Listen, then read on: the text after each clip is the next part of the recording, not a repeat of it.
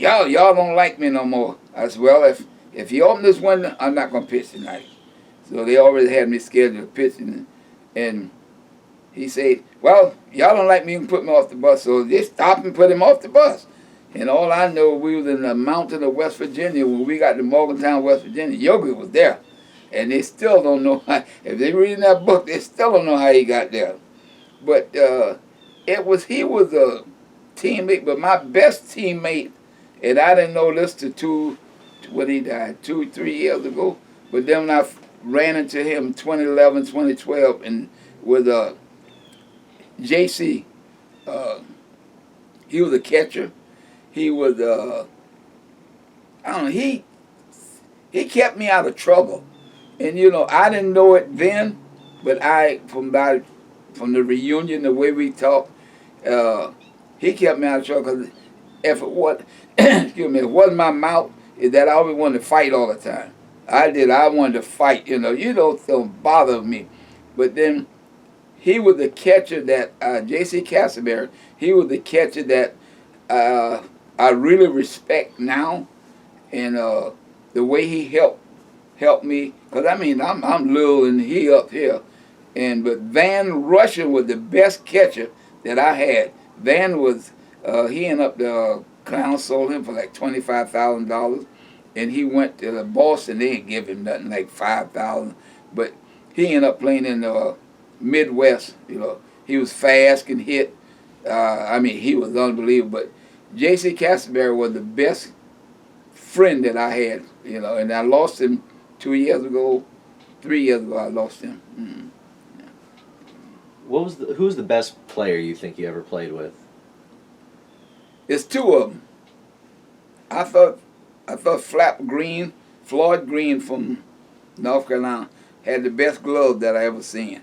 He was big as a wind, but he was unbelievable. He didn't miss nothing.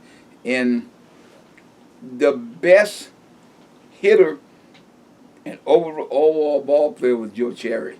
Yeah. Van Rushing was good, could hit, but Joe Cherry just had what they call a God-given arm. He ended up with everybody. San Diego, Phillies. He was a pitcher. He can play anyway, but he ended up with a catcher. He had an arm that was unreal. But talking about throwing 200 miles an hour, he can throw 200 miles. Joe Cherry was unbelievable. He sit there and he takes, you see this? See if you can hit it. Yeah. He, in catching the same thing, Van Rushing was a better catcher than him up here, because Van, know how to call the game. There wasn't no coaching calling no game or manager. It was called, but Joe Cherry was the best all-around ball player with me. But Flap Green was the best fielder I ever seen. Now, Birmingham Sam, he came the end of '61 when I was gonna.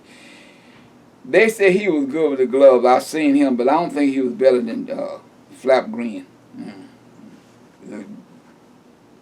On that thing, Bingo Long, the guy who the mute, that's Birmingham Sam. So what do you think about that movie, Bingo Long? I think it was a bunch of, should have been a cartoon. Mm-hmm.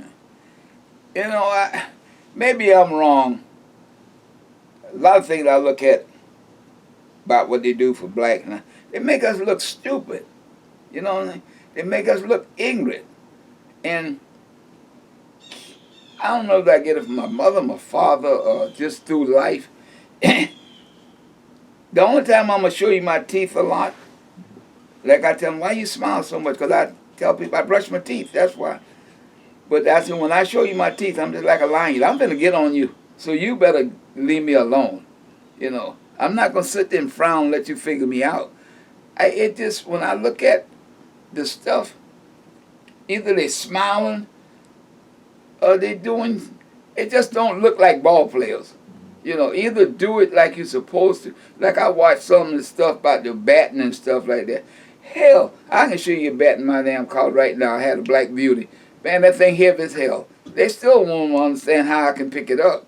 My thing was to get a longer bat, heavy end, and stack the ball. But some of the stuff that they're doing now don't make sense to put for us to see. Yeah, it's history. That I wrote a thing about.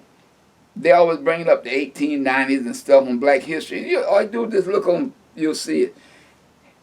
What happened to the guys from 1920 to 60? Y'all ain't got nothing about us then? You know what I'm saying? The guy say, y'all are not here. It is history. You know, and like the Birmingham Black Barons, they talking about the Kansas City Mother. I think they was a better team, a better noticed team than the Kansas City Monarchs. Because, I mean, if some guys came from that Birmingham Black Barons, unreal, man. It was unbelievable. Just looking and talking to them, oh, God, that's unreal. But I think they make it a comical out what they do now for us. And sometimes I'm really against it sometimes. Yeah. Yeah. Like you say, you can't do nothing. And when I get on that Facebook, they'll say so-and-so did so-and-so, the notification stuff. No, that's wrong. Why y'all don't talk to people who try to find people who still living? I wrote a thing about the Braves. 2017, I think they invited us when they moved to the new stadium. Hank Aaron died this year. Hank Aaron acknowledged the book. Why in the devil y'all don't invite us to all the stuff you had before the World Series? The knowledge that Hank Aaron played with the Clowns and the Negro League. You're making money off us. You know, why not? But they don't think that way. And I think it's wrong, you know. Because, my wife would tell you, like, when it was Jersey, the team I had in Jersey, I didn't have no sponsor. You know, I took money out of my pocket like I supposed to, because this is what I wanted to work, you know. And I talked to a lot of scouts to try to get the guys to go somewhere. I do it now. I write letters to try to get kids to go to different places. If you don't want to go, that's your problem, you know. But I just think we just getting screwed as a Negro League now. I really do. Yeah, really screwed, you know. Yeah. The whole idea is make money, you know. And they don't tell me about their poll. Yeah. So speaking of Henry Aaron, did you ever get to meet him, play with him? Because he was with the Clowns for a little met while? him. I never. He was at 53 and I came in 60. Mm-hmm. I met him twice at the old stadium and the Braves. And then at the new one, we went to downtown Atlanta to the Civic Center, the Civic for the blacks, the new thing they made.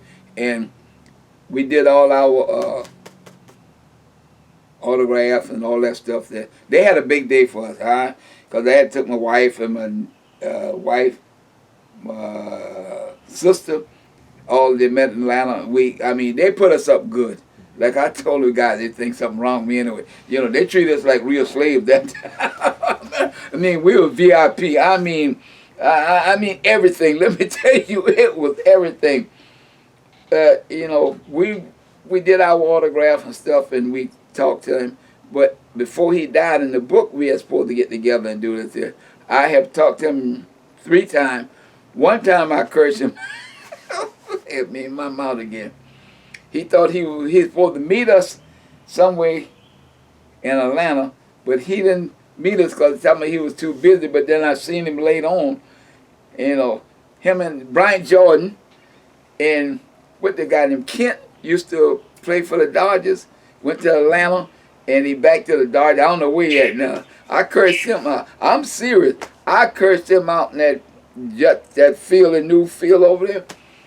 I said, damn, you're getting paid $14-15 million and you hitting 2 something. He said, crazy leg, I'm gonna whoop you. I said, well, come on, you ain't saying nothing. And when they took us out there, Hank Aaron had supposed to be up in the thing talking, waiting on us. He wasn't there. So as I was coming out, I was the last person off the field. They said, well, we got to get off the field because they got to fix the field. But they were playing Cincinnati Red Legs. And all the guys came out. Kent, all of them he was in his dress. We just talking. Then the Cincinnati Red teams came out about the autograph. And the lady said, well, you can't stop. I said, the hell you preach, I can't. I said, this ain't going to never happen again for me. So I autographed all them. Then the guy said, a fan, crazy leg. My wife, this our Savannah anniversary or something, her birthday, will you sign this? Lady said, no, you can't do. I said, miss, let me tell you something right now. I might not never get this again. So you can get mad all you want. You can get your ass where you go. Yeah, you can get you where you want to go. So I did that, and we went up there, and you remember Hammer? Hammer I was supposed to dance with Hammer. I mean, I was so tired, man. My wife said, "You're gonna die." I said, "I'm gonna die tonight," but I didn't dance with him. But that's the last time I talked to Hank Aaron, you know. So you cursed Hank Aaron out. Shoot, yeah, I didn't care. The home run king. I didn't care. It's something that I'm serious. And I'm gonna tell you another. Who the other one named? Oh God, what his name was? You remember Killer Brew? Mm-hmm. When we was in Birmingham, that was supposed to be our day, right? He was the top seller, whoever it was. He came out there, and him and I got into it. The only one I didn't do, Fergus Jenkinson, he was nice. He came and sat with us and stuff like that. I threatened Strawberry. And, you know, Strawberry's up there. He was talking about how he could hit. I said, man, I used to burn. If I was pitching today, I'd kill you. Him and I got into it. You know, it was just telling him, you know, yeah, y'all ain't that good, you know. But I do. They'll tell you, man, I back up to anybody. I didn't care. But it is fun, you know. Yeah, that's awesome. Yes, so them, Mookie Wilson, we had him and I. He was all right with me then, yeah. But somebody else I told off, and they were saying something, you crazy. Dale Murphy, yeah. I told Dale Murphy off. He was in Birmingham, and I used to tell him, I said, you know, this is for us, not for them, you know. Yeah, and we got that. No, I'm telling y'all, you know, hey, you know, that's the way it is. That's okay, but I'm telling y'all. So, what was your favorite place that you ever played in? Royal, Michigan. Mm-hmm. I had one of the best days of my life there. I think I went 2 for 3 or something like that, and I was playing first base. We had Joe Cherry pitching, had a right-hander. I said, ain't nowhere in the world they're going to get around on Joe Cherry. So, you know, they tell you, move over. No. So I moved closer to first. Yeah. I moved closer to first. They had got on second. So I moved closer to first. And the guy fouled the ball off. I said, no, I'm going to move over. They can't, you got it. No, I got it. Don't worry about it. And the guy, when I moved over, I was just about standing on first base. And the guy hit a shot and right in my glove. And then I threw it to second. We double the guy off in the ball game. Because I wouldn't have moved. It would have been a triple down there. But then that day I think I was either 1 for 2 or 2 for 3. But the best hit there I had in Des Moines, Iowa, under the Mississippi Bridge there. And I don't know if that was, no, Des Moines. That one I went 2 for 3 that night. I was just in the mood that night. I was hitting everything. Yeah. I was swinging late like I was supposed to because, you know, you get it out there, I'm going to hit you out there. I end up pulling, and I hit everything now, and I got a double, triple, and then. Do you remember the integration of the Sally League? Was that like a big thing when it happened? Not really. I know who played in it because a lot of them guys came from Suitcase Simpson and all them guys that came from the Negro League from Birmingham and the Montreal Monarchs. Not Montreal, Kansas City Monarchs. Yeah, but a lot of them guys, Suitcase Simpson, Kurt Flood. I remember Kurt Flood. Man, Louis Cardinals. Matter of fact, we taught him how to drive in Savannah. But it go way back. I remember when the Yankees used to come there, and when they come and going up there. But I don't remember really when they integrate the league. You know, it wasn't. Be honest with you, I don't think I was interested in it, you know, and because I was playing with the Whoopers then, you know. Yeah. So did you know of who was it? Junior Reedy? Do you remember his name? He was one of the players that integrated in Savannah. It was Junior Reedy and a man. His last name was Israel. I forgot his first name. They played in the Sally League? Yeah, they integrated it in '53. Oh no, I know I don't. No. The only one I know, I can tell you who. The Tigers, the Augusta Tigers had a guy named Springfield or something like that. The only blacks on the team. I don't remember the Macon Dodgers. I don't know who they had. Jacksonville had two of them. Had Ed Charles and Hank Harris. And in Jacksonville they played behind. Oh God, they got a new park now. Merrill Street Park. They had them because we played there a lot. Matter of fact, high school and with the Bears. It had Merrill Street Park. There was a project behind it. But I don't remember with going back, like looking it up, I have to. But I don't remember too much about Grace Sustain about the Salad League because I know it went athletics and everybody the Reds and this and that. And be honest with you, we wasn't too much interested because we were playing in Sportsman Park and everybody was enjoying playing there, but other than that, half of the blacks didn't go there anyway because you couldn't go there, So I heard a story about Satchel Paige